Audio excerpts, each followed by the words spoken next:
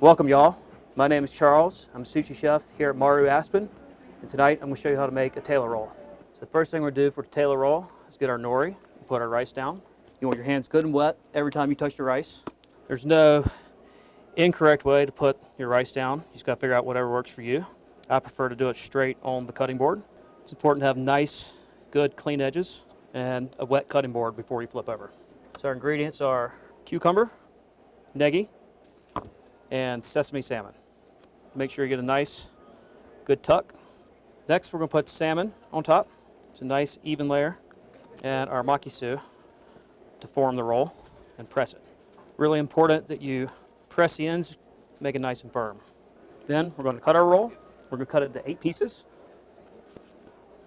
Top with sesame seed and top with tozazu. So there you have it, the Taylor roll by Maru Aspen.